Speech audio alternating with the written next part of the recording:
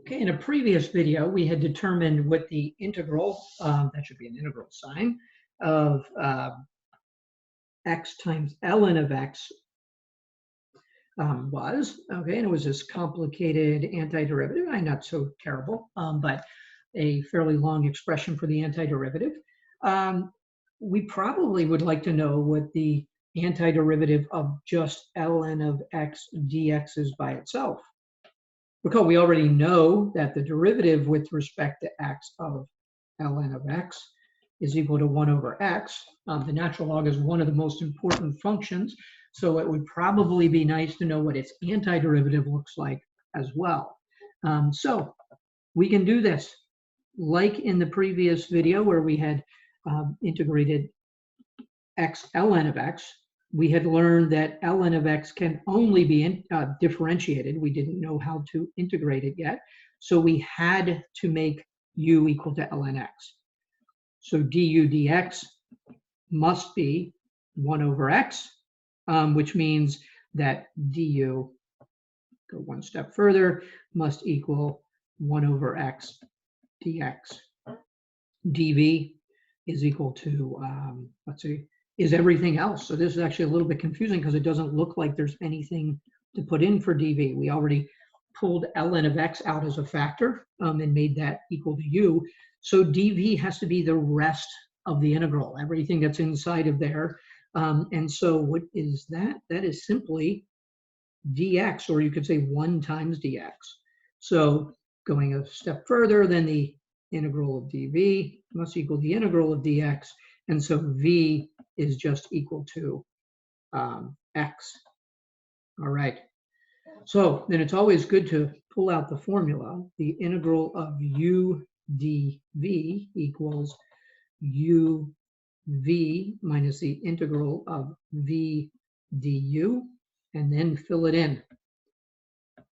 So as I fill that in, we have the integral of ln of x dx. That's good because that's the problem we were trying to solve.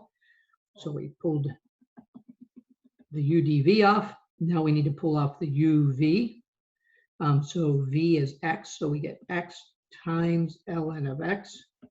Write them in that order because it gets a little confusing if you write ln of x times x. I'm not quite sure what to do with that x. Is it ln of x squared, or is it, so anyhow, that's just sloppy to write it that way, minus v du. So v was x, and now be careful, du is 1 over x dx.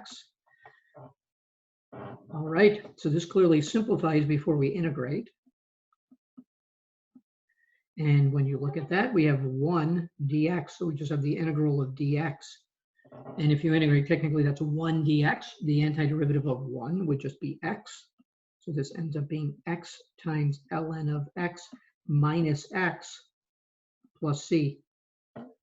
All right, now let's see if this actually works. Okay, so we're claiming this is the answer. Let's just make sure that it works. Let me switch over to my red pen and check it out. So if I take the derivative with respect to x of the answer, x ln x minus x plus c, first term, it will split into 2, 1 times ln of x. That will, product rule, get a second term of x times 1 over x minus, then we take the derivative of negative x, so we get minus 1, and then the c goes away. So if you look at this, the negative 1 and the 1 cancel. And I'm sorry, let's see, oh no, that's times 1. I'm sorry, that doesn't cancel, it's this. This is 1 minus 1, cancels, so the answer is in fact ln of x. This was a multiplication.